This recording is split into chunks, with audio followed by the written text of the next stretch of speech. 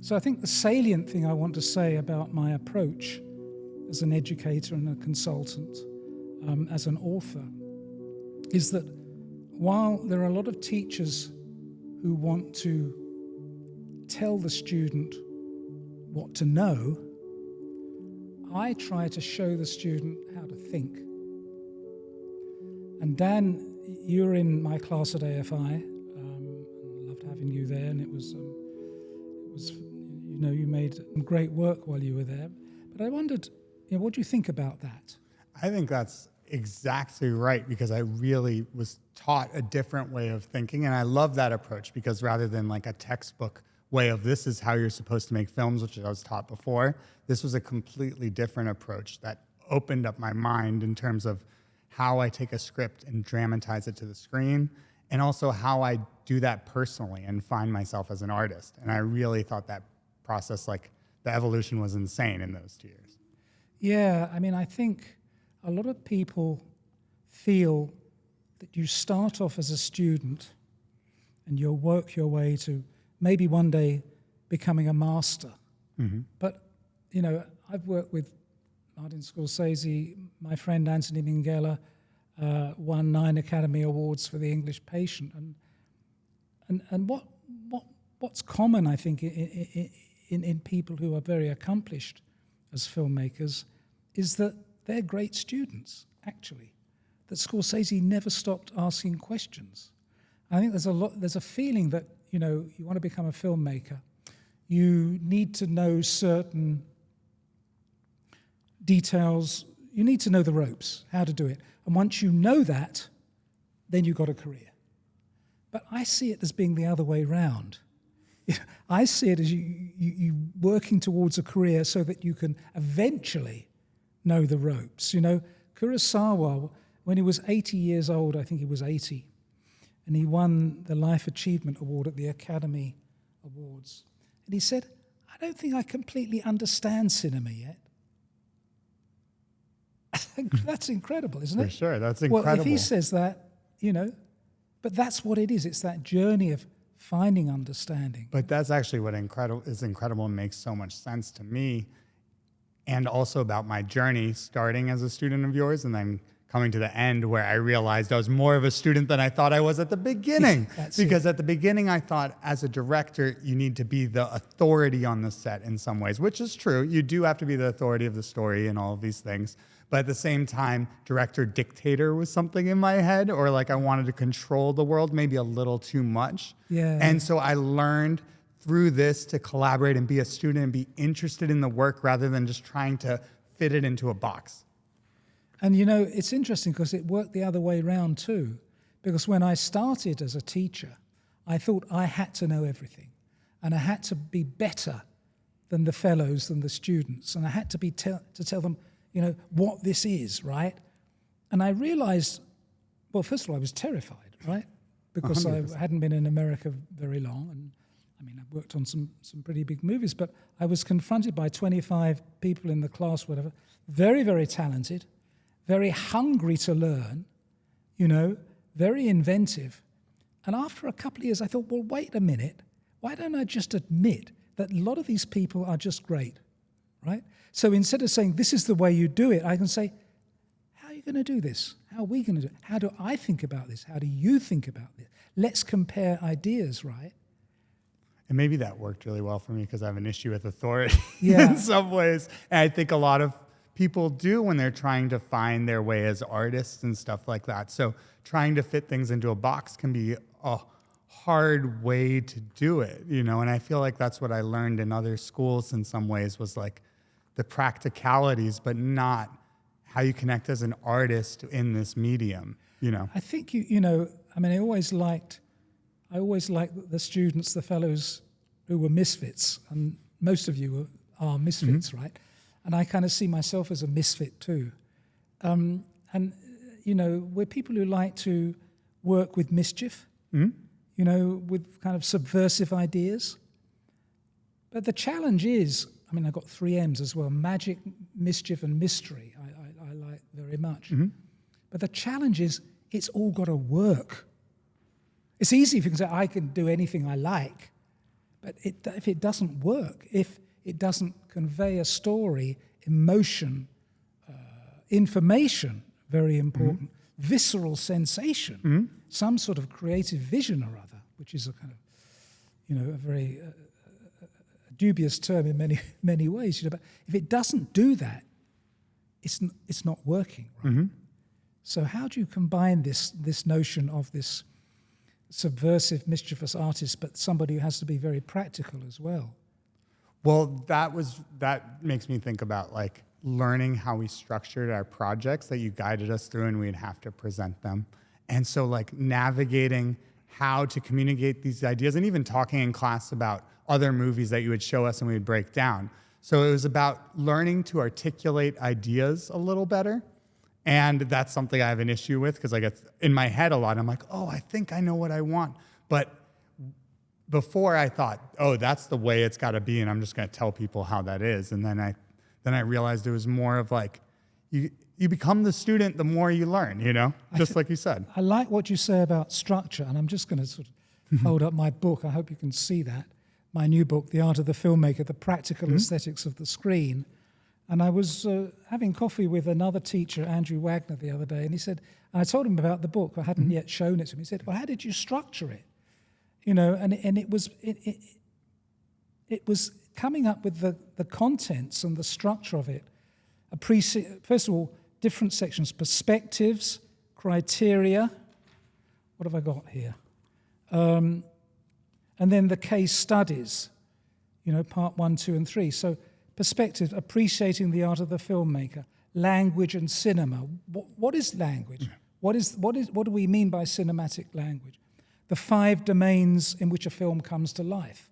I'm going to talk about that in a second. Yeah, please. The 5 tasks of the filmmaker, right? The 2 vectors of the filmmaker. So those were my perspectives. And then I had criteria: dramatic narrative, story, character, world. Elements in front of the lens: sets, locations, actors, performance, props, equipment. Screen language. So now we're talking about the screen,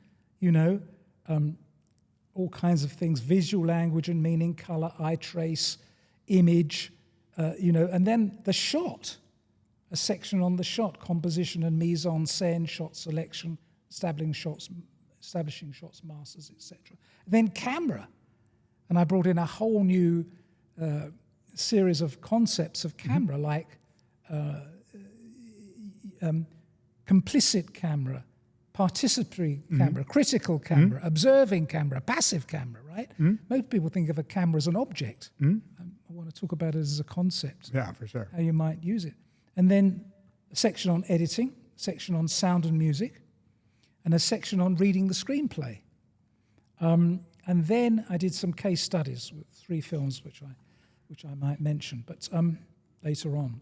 But how do you think about that as a kind of structure of approach? I think that's a great structure, and the case studies break it down and bring it down to practicality, tangible, and it also gives you a framework to think about it. I like to revisit these books before I'm going into a project, because then I remember all of these things that I've been studying and going into it as a student and just getting a refresher course. So I think it's really useful, and I'm interested in a little bit to hear the 5 different ones that I'd love to. Yeah, I'm going to talk about that. I think I love the notion that filmmakers will have a conversation with my books, and that conversation will continue. Yeah.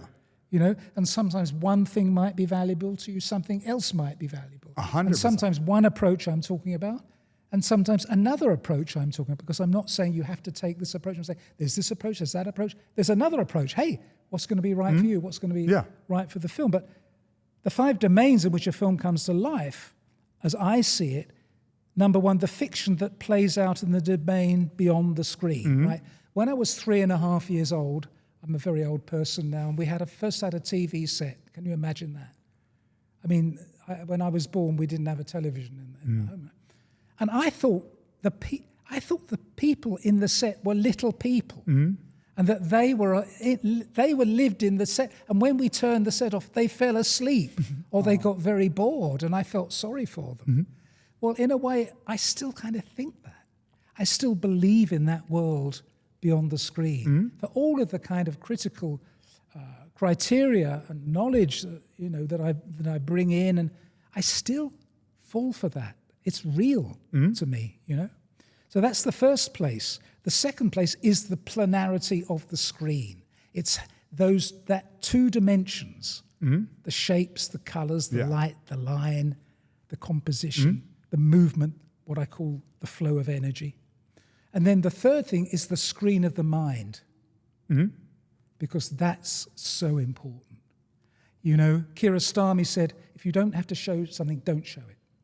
Because what you imagine is more important than what you see. It can often be more powerful. We all know, the monster's coming. Oh my God, what does it look like? What does it look like? And then you see it, right? It's a monster. Exactly. Right? It's very hard to make it live up to what's on the screen of the mind. And then the fourth thing, the hearts, minds, and guts of the audience. If it doesn't happen in us, it doesn't happen. 100%. That's where it is. And Coppola talked about these shadows up on the screen, and yet it's in us that it really kind of takes place. And number 5 is the memory, is our memory. And as a filmmaker, we cannot control that, but we know the movies we love, right? They live. Yeah. The night after we've seen them, we dream about them. They come back to us weeks later, years later. We want to watch them again. So those are my 5 dimensions. And then the 5 tasks of the filmmaker, as I see it, are the communication of information, which a lot of people think is beneath them. Remember at AFI, often the first year, the first cycle film, you didn't know what the hell was going on, and you'd say, and they said, I didn't want it to be too obvious. I didn't want to be too on the nose. You have to give information, otherwise anybody's left confused. You can have ambiguity because the information it could be this or it could be that, and you can withhold information quite deliberately. But it's a really important The thing. deliberation of the process is very important, that you're thinking about it and articulating. Yeah. And the second thing, and this is the most important thing of all, I think, is the evocation of emotion. And that comes back to what we feel and sense, right? Yeah. And then the third thing is the stimulation, and this ties in with emotion as well. And people think this is the same as emotion. Ari Aster said to me the other day, I think visceral sensation, as I talk about it, is the same as emotion. But I said to Ari, no, I don't think it is. It's more primitive, right? Visceral, tactile, neural sensation. That feeling in the gut. Like scraping on a chalkboard kind of thing. Yeah. That's not emotion. That's something which is really primitive to us. Like the under the skin kind of fear. The shivers that you get. Or if, for example, in Nomadland, she wipes her fingers across the table, a layer of dust, and you see that. Well, you feel that in your fingertips, right? Yeah. When you see that. So that's number 3. And then number 4, and this is the kind of one that might be a bit amorphous, but the expression of a creative vision. Like Bong Joon-ho would say, that's a lot of nonsense, right? Yeah, but he expresses a creative vision, right? He just doesn't always know it. And it isn't always something that's conscious. And perhaps it doesn't need to be conscious in the filmmaker. I thought it had to be conscious at first. So like hidden, me and Selena talk about it you. a lot. Like it's like the Zoolander experience of looking into a spoon. Who am I? And that I dealt with so much during school. But what you taught us a lot of was being intuitive and working with the subconscious a little bit. I mean, maybe you didn't tell us you were doing that, but that's sort of where we found ourselves digging into ourselves, and it's an ongoing conversation. So this looking into a spoon thing is something maybe to avoid, but Yeah, but sometimes you don't know what the creative vision until you've made the film, or until you've finished your career or something. In a way, you're making movies to find out what that is, right? Why do I need to make this movie? Maybe I'll understand it. I think Robert Bresson said, if I could explain my vision, there'd be no need to make the movie or whatever, to make any movies. So it's an act of exploration as well, trying to find what that is. But the other thing is, and the 5th one is telling the story. That's your duty. You have to tell the story, right? Of course. And that's not being on the nose, is it? No, being on the nose is a little tricky, but yeah, you gotta You really got to nail the story because you want to communicate with the audience what you're. You got to nail it, but it's not about explanation. No, if you're explaining too much, which I think I learned from my first cycle films a little bit with explaining too much. Right, I went the other way instead of trying to be too subtle. I think I hadn't done dialogue. Like I hadn't done a lot of dialogue films, so I was like, let me throw all the dialogue in there, you know. But I think just you got to nail the story and find the ways to tell these nuances visually with the actors, and you know. And it's not a process of explanation by explanation by explanation. It's a process of question that leads to another question that leads to another question. Yeah, right? for sure. So even in a story which takes place, you know, in an apartment in West Hollywood, with no guns, no action sequence or anything, it can be really suspenseful in the way that you tell the story. What does this moment mean? What is this leading to, you know? For sure. And then my two vectors of the filmmaker that I talk about. And it's really, if you think about the screen as the conduit between the two things, right? So that on the one hand, the job of the filmmaker is to create the fiction with the sets, the actors, the action, the staging. And to capture that in terms of camera placement, camera movement, cutting, or whatever, capture that, you know, and maybe fabricate it because it doesn't actually take place on the stage. It's not film theatre. It may, some of it may do, but a lot of it won't. You know, it's created in the process of shooting and cutting, right? But also the job of the other vector of the filmmaker is to convey all of that in the address that the screen forms to the audience. So shamelessly manipulating thoughts, emotions, feelings, wants, fears, and navigating, bringing the audience, the viewer, through the story and through the movie. Am I wrong? Am I right? No, I think you're 100% right. And I'm thinking about how I try and throughout the process watch things with fresh eyes, and put yourself in the feeling of the audience. And that is like, it's really important because it's a conversation between you and the audience. It is. And their feelings too. And, you know, so you're trying to convey some sort of ideas and finding ways to articulate those that not appeal, but that can make people feel something. This is really important to me because, you know, I started off as a set PA at the BBC and worked my way up, post the strange things called assistant floor manager and whatever, which was a kind of combination of second and third AD and props master, you know, and then became a production manager and first AD, location scout. So I've done a lot of that, had a lot of experience in all of that. But there was a sense, because a lot of the stuff that we did back then in the 70s, right, was in the studio. And there'd be 4 or 5 cameras in the front of the set, facing the actors, facing the set, and just recording, you know, what was taking place. But it was a terrible mindset that I had to get out of. You know, and even when we were on location shooting, and I was the first AD, I was thinking in terms of coverage. How are we going to cover the action in terms of wide shots, you know, medium shots, long shots, medium shots, matching angles, matching sizes, and all of that. And it was a kind of grammatical exercise, and an exercise in coverage, right? And what I realized when I started to direct, and continuing when I started to teach, which actually I learned so much about directing by teaching directing, was that that's really not what it's about. That you have to think in a different way. It's about telling the story. And all of that process of the physical process of production, of pointing the cameras at the actors, just get that out of your mind. And as Martin Scorsese said, when I make a film, I'm the audience. Making yourself the audience as you design your shots and your angles. Yeah, 100%. Hearing that, how you started. My first job was in Transpo on The Apprentice.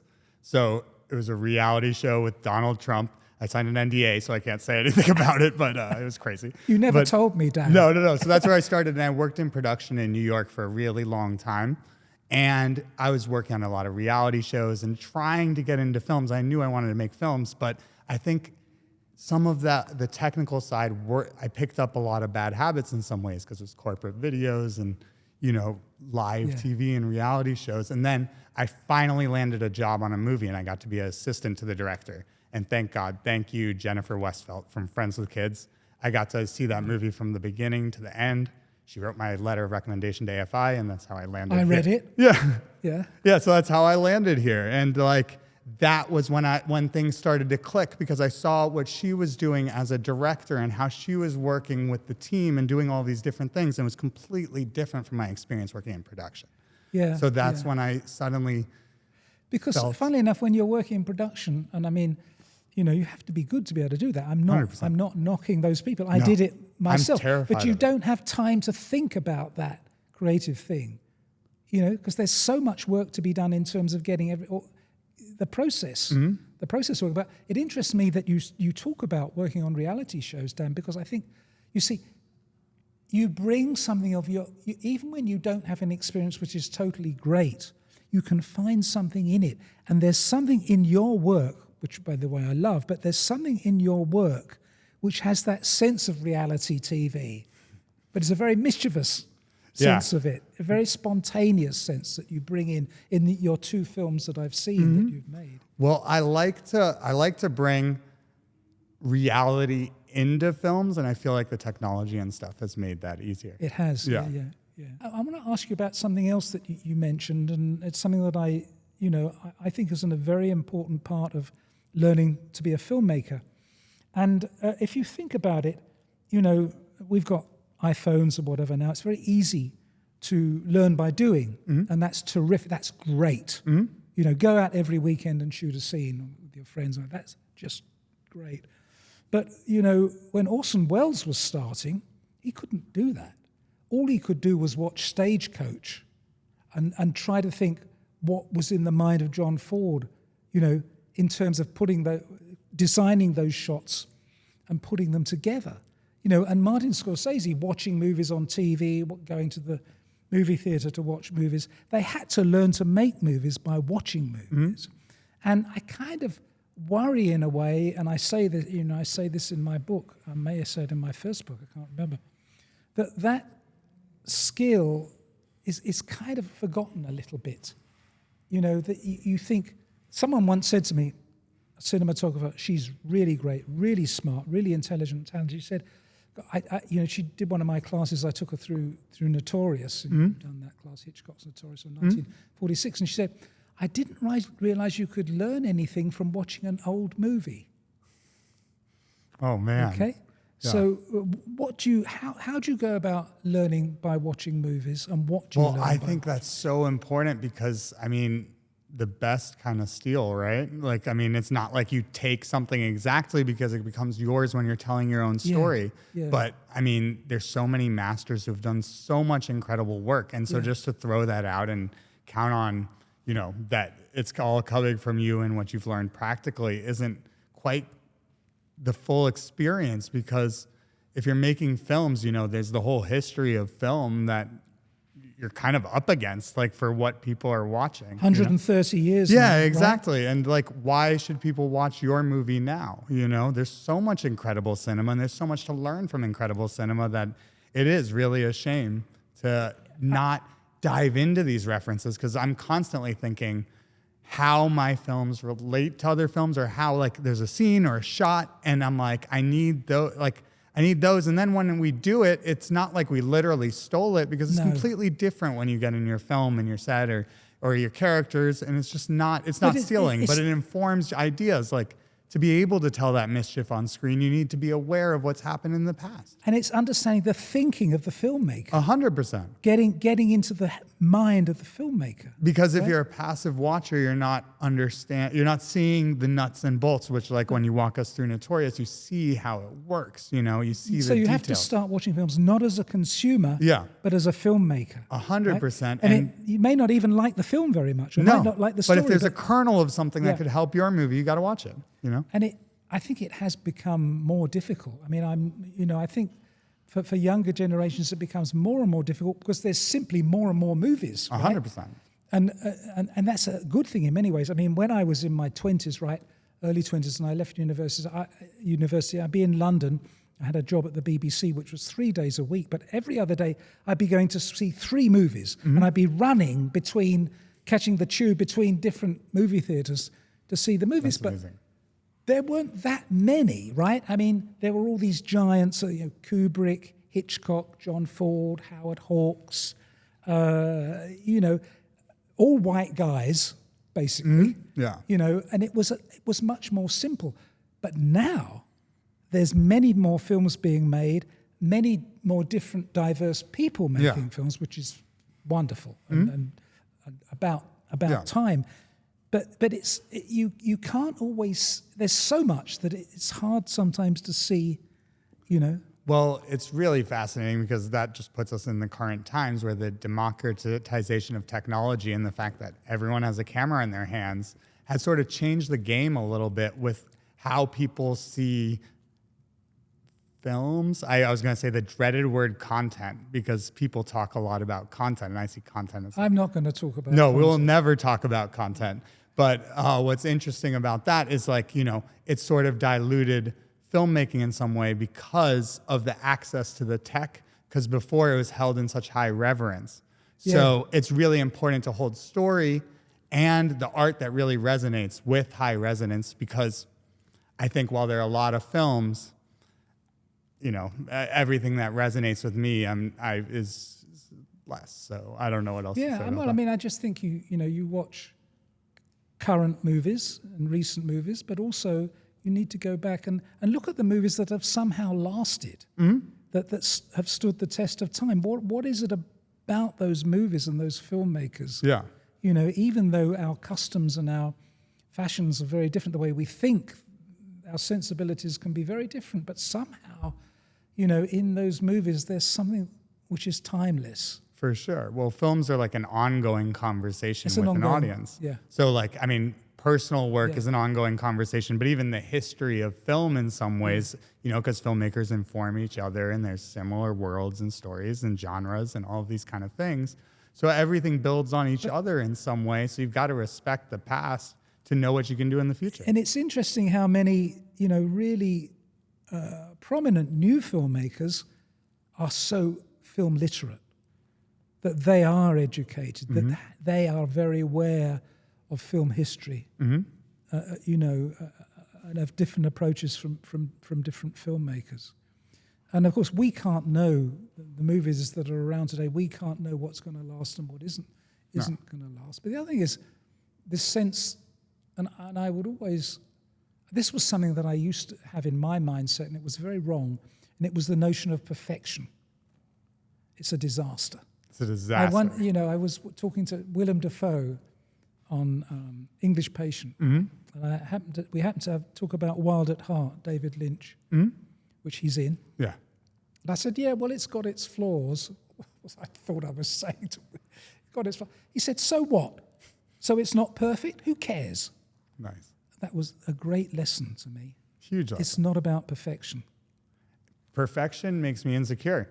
And I think I remember very clearly a strong impression that was made on me in undergrad school was a producer coming, talking about getting in the room with him. And he's like, if you're in my room, you got to be buttoned the fuck up. You got to know exactly what you're talking about, blah, blah, blah. And it terrified me, because this is a conversation, a sense of discovery. So if you have to be buttoned the fuck up in every conversation, how are you ever going to find yourself, Yeah, I agree. I think a little bit about my first book, that I talked about what's the story, the director meets their screenplay.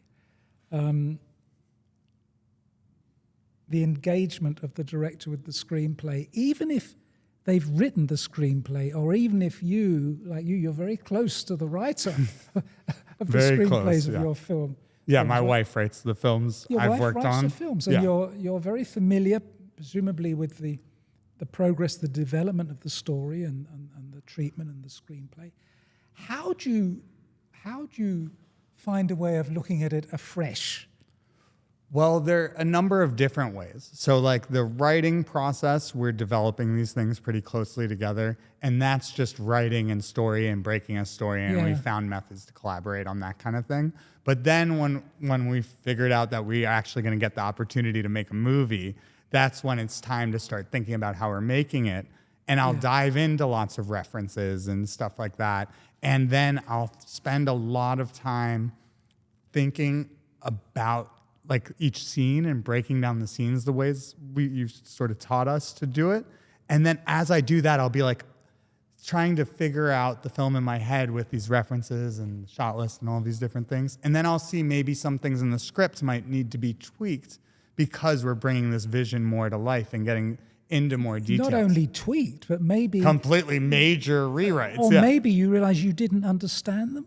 Yeah, or maybe 100%. You're discovering new things that you were so familiar with the story and the screenplay that you hadn't recognized something. Exactly. So when we go back to what I learned from being in school with you and your books and all of this stuff, what really changed for me is I thought you have to have the perfect plan and then you execute the plan. Right. But the process of learning is a much more beautiful discovery as an artist, and it keeps you open and more perceptive to what's going on around you.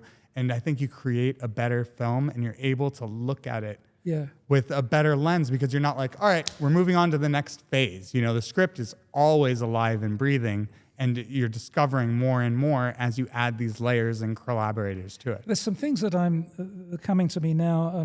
First of all, and I've said this before many times, but it was a learning experience for me on The English Patient. We were shooting in Tuscany, and I was with my friend Anthony Minghella, the writer-director, you know. He was pacing around. We're in this ruined monastery, a beautiful location. He was pacing around in the grounds, and suddenly he threw out his script up in the air. He said, the 2 pages of this script, and he threw it up in the air. He said, what was the writer thinking? Well, he was the writer. You know, but because now he was coming to have to shoot, he realized that he just hadn't locked into something that was there or wasn't there, and and had to rethink. That was a tremendous lesson for me. That happens. And you try and do everything to, work through this earlier, but sometimes you're like, what the fuck is this writer thinking? And there's a couple of other things in terms of this cumulative creative process. That something Kieślowski said once is that, and I found this in putting putting my books together, non-fiction, but I think it's also true of the fiction that I've written, that you work from the small to the big, back to the small, back to the big. So it's the granular to the architectural, back from oscillating from one thing to the other, so that it's organic and you start to understand that scope and scale. And knowing that's a constant conversation and being open to things changing. And I think I've learned a lot of that from my wife too, because I'll get in the weeds on these little details, and then you got to see the forest for the trees, and then all of a sudden it rushes to you, and you're like, oh God, okay, I need to. So in terms of all of this, as I say, this ongoing creative flow, there's a word prep. I don't like that word because it suggests that nothing really happens until you get onto the set or you get onto the location, which is where it really happens, right? But it's happening all the way along. And I prefer, instead of prep, I like the word formulation. Because that's, then every day, every minute of the day that you're working, it's coming together. Or maybe sometimes it's falling apart and it's coming together again.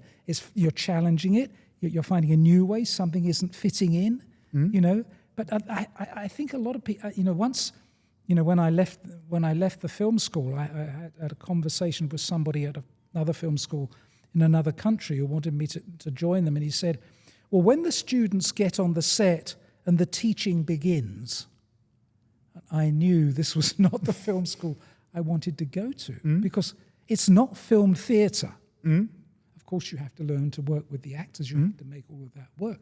But there's everything that feeds into that. That is only a part. Kieślowski said the 3 most important stages are screenplay, casting, and editing. He didn't even mention the shoot. What do you think of that? Yeah, I think it is kind of true because, really, who you find to play the roles is such a pivotal, important piece of everything, because they're the major part of what's on screen, I mean, bringing it to life, emoting to the audience. So that's performance. So yes. You're creating performance by your casting, right? And then production, very important that you execute it well and you formulated a good plan. You know, that's very important. But then shaping it and finding it in post, you know, is something that I love when we get in the editing room and working with wonderful collaborators there to really find the emotions and things. Because when you're in production, you're breaking it down by shot and you need to hold the whole. But then it's like seeing everything in context is where the emotions really come to life. Of course, when you're on the set and something comes out of the blue and it obstructs you or it gets in the way or something isn't working, right? Yeah. Just getting somebody to walk across the road and get into a car, for example. Yeah. I haven't got time for all these shots. You know, how am I going to do that? So you've got to be able to think on your feet. You've got to be really practical as well as a filmmaker, Yeah, all the problem solving and thinking on your feet really fast. And that's where the skateboarding actually came in for me, because that's where I was down and dirty in production and then figuring out how to edit this random footage we would get, you know? Yeah. And so that was really where thinking on the feet would happen. And I've picked up cameras since then. I've always been terrified to be a technician because I believe that it works much better to collaborate with people and get, you know, and the sum is greater than the whole when you're working with the best people. But on my second film, I ended up shooting more than half of the film myself. And that was thanks to the skateboarding experience. There's nothing else, no other way to put it, you know? We were trapped in our house during COVID, so there wasn't really much of an option either, but, you know. Right, yeah. So one of the trickiest things I found as a student, and I'm always trying to explore, is how to navigate tone in a film. And I was curious how you've been teaching tone, because that's something I felt like I started to learn with you, but that was one of the hardest concepts to define. I think it's a very hard concept, a very difficult thing to teach. It's a very difficult thing to understand, actually. I mean, when we talk about tone, not visual tone, which is light to dark, I'm talking about tone as the attitude of the filmmaker to their material, right? Is it a comedy? Is it a tragedy? Is it melancholy? Is it, you know, and you know, on the one hand, the filmmaker has to have terrific intuition into this. What is the right tone for this moment in the film? Of course, you know, genre dictates it as well. Yeah. I mean, the tone of somebody jumping off a roof, you know, in a James Bond film is completely different from the tone of somebody jumping off the roof in a Mike Leigh film when they might actually hurt their ankle. Well, I'm glad you referenced the director too, because if we go into genre, you know, then like then there's so many subgenres and subtones within that. So there's defining tone, you know, on a broader scale, like, you know, so, and then getting into the details. But it's what's feeling true to you in the story, in the way that you want to tell the story, and it's what feels true coming from the story and the material itself. You know, because if you make a mistake there, it jars. It doesn't gel. It doesn't feel like it's melding. Something that's supposed to be funny is unpleasant, for example. Or something that's supposed to be tragic is funny. You know, melodrama becomes farcical. Yeah. And farce and melodrama are farce and horror is very close together. So it's very tough, but it's really worth thinking about. 100%. Working with. Yeah. And then another one that really you taught me so much about that I wasn't even thinking about as much, which is weird because you think about subconsciously when you're watching a film, though, is narrative POV. So I'd love for you to share a little bit about narrative. Well, narrative point of view sounds a very kind of academic, theoretical concept. And I'm never quite sure how to sort of get it across to people, get people to come to I do a 9-hour course on it, you know, which developed from the class I used to do at AFI. It's really, what I'm talking about is which character or characters are our conduit into the movie. Our conduit into emotion, into the journey of cognition, into the journey of wants and fears. Who are we most closely empathizing with? Yeah. Right? Even sometimes identifying with. And how does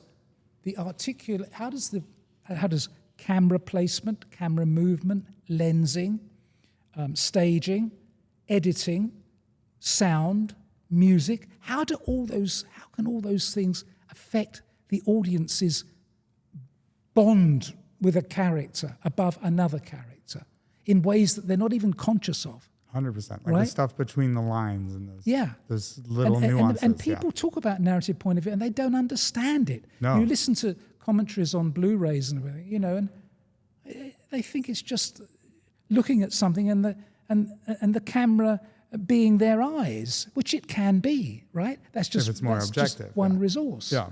But there are so many ways in which this can work.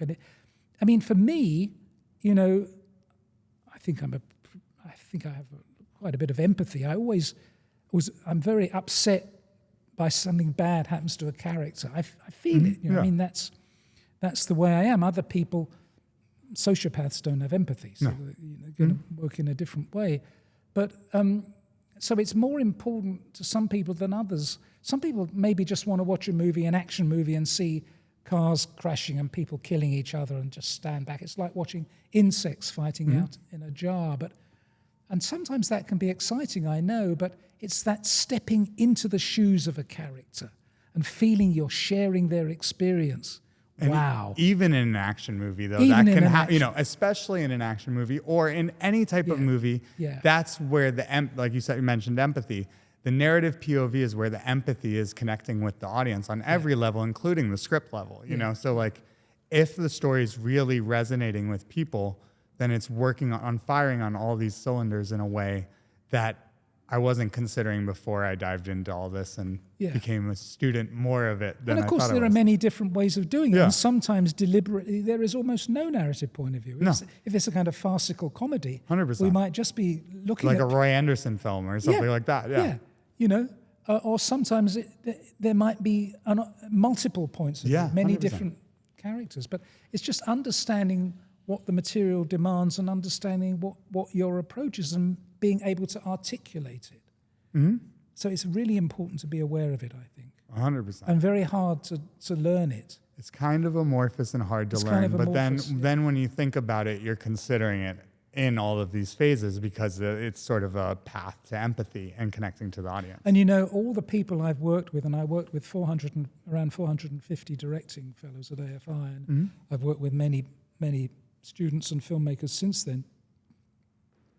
They tend to say that my insights into narrative point of view are the most important, most distinctive. They're frustrating when they're important because it takes a while to grasp it, So it's like, what is this? I want to, and it's still, it's an ongoing conversation as all this stuff is, as you find it and find different ways to use it in your own work, It's always ongoing. Yeah. If it's not ongoing, time to give up. Yeah, probably. Yeah. But let's not give up, Dan. No giving up.